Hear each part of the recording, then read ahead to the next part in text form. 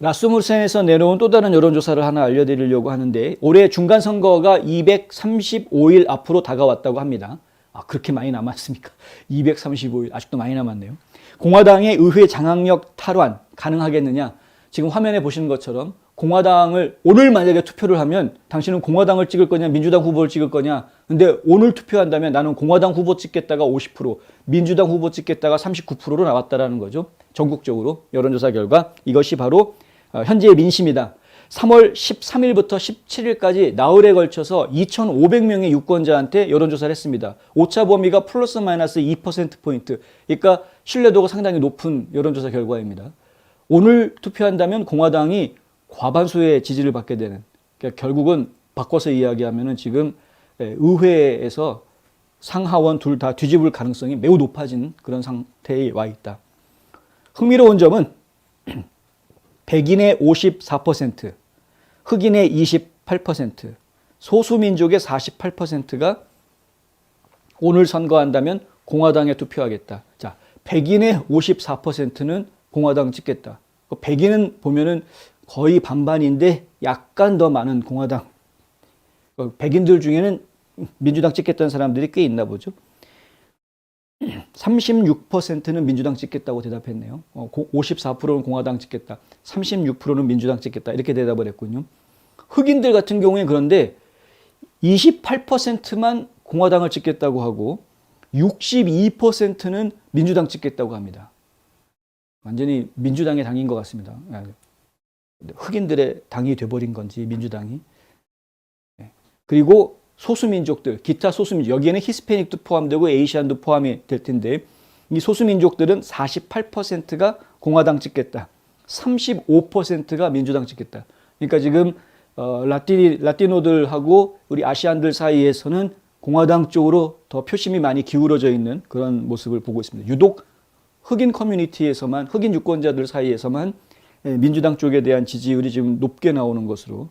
그래도 이 28%도 과거에 비하면은 의미 있는 숫자다라고 이야기하는 분들도 있긴 합니다만, 좀 더 지금 공화당 쪽에서 이런 그 흑인 커뮤니티에 대한 노력이 좀 필요한 부분이 아닌가 이렇게 좀 생각이 되고요. Real Clear Politics 여론조사 결과를 보면은 라스무센 여론조사가 엉뚱한 결과가 아니다라는 걸 확인할 수 있게 되는데 공화당은 평균 47%에 가까운 지지율을 받고 있고 민주당은 43%인 것으로 나오고 있다. 그러니까 Real Clear Politics에서는 약 4%포인트 정도 공화당이 앞서는 것으로 이야기를 하고 있는데 이게 이제 Real Clear Politics는 여러 여론조사들을 집계해서 자기네들이 나름대로 가산치를 줘가지고 결과를 내기 때문에 좌편향된 여론조사가 상당수 포함이 돼 있어서 이렇게 숫자가 어중간하게 나오는 것 같습니다. 또 한 가지 의미 있는 것은 공화당원들 중에서는 94%가 자기 당, 그러니까 공화당에 투표하겠다라고 이야기, 94%가. 근데 민주당원들 중에서는 82%만이 자기 당인 민주당에다가 투표하겠다. 이런 이야기가 나왔다는 거죠.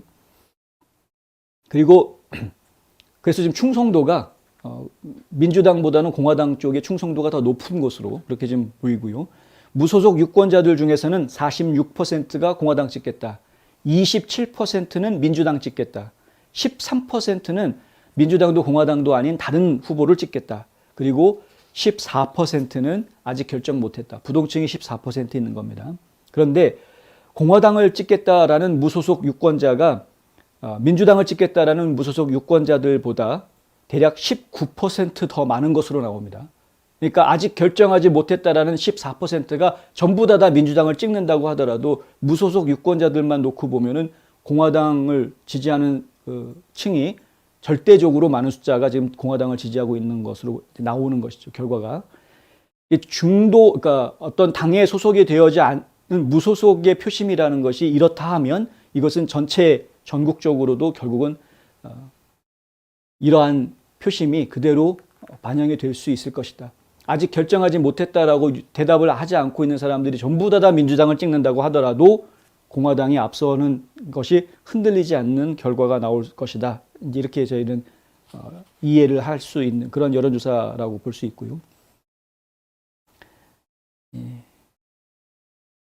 역사적으로 민주당이 의회 여론조사에서 평균 4, 5% 정도 오르지 않는 한은 그들이 지금 이번 중간선거에서 패할 수밖에 없다라는 이야기인데 뭐 당연한 이야기인 것 같고요.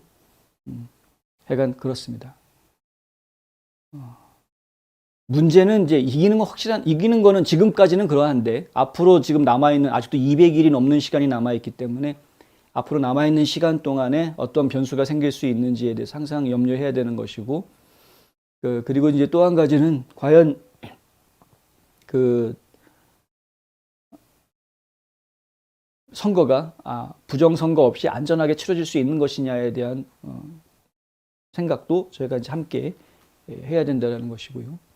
그리고 이제 이기는 자체가 중요하다라기보다는 얼마만큼 이기느냐가 좀 더 중요한, 그러니까 단순 과반수만 된다라는 것은 큰 의미는 없을 수도 있어서, 물론 그것도 의미가 있긴 있습니다만은, 이왕에 다수당 지위를 차지할 거면은 슈퍼 머저리티로 갈 수 있을 정도까지 지지율을 높였으면 좋겠다라는 게 이제 저희 생각인데, 왜냐하면 그래야 바이든 백악관의 독주를 막을 수 있는 힘이 더 확실해지기 때문에 그렇습니다. 의회가 구성이 어중간하면은 이게 정치적으로 막 뒤흔들려는 정치꾼들이 뒤에 있기 때문에 구성이 좀 어중간하면 살짝 이기는 숫자 정도면은 이게 쉽지 않거든요. 그러니까 확실하게 이길 수 있는 숫자로 나가야 줘야 되는 거여서 어느 정도까지 이길 수 있느냐, 이 부분은 저희가 굉장히 관심 갖고 지켜봐야 할 부분인 것 같다라는 말씀 좀 드려야 되겠고요. 브라이트바트에서는 만약에 공화당이 우크라이나 주변의 도덕적 공황, 푸틴과 러시아 민간인에 대한 극단주의가 당신의 순수성을 증명하는 이 미친 신메커니즘에 휘말리는 것을 허용한다면 공화당은 이 기회를 날려버릴 것이다 라고 지적하는, 경고하는 그런 기사도 오늘 내놓았습니다. 하지만 그들이 이 전쟁에서 우리를 배제하고 미국과 미국인들에게 중요한 것에 초점을 맞춘다면 버지니아에서 무슨 일이 일어났는지 알 수 있을 것이다.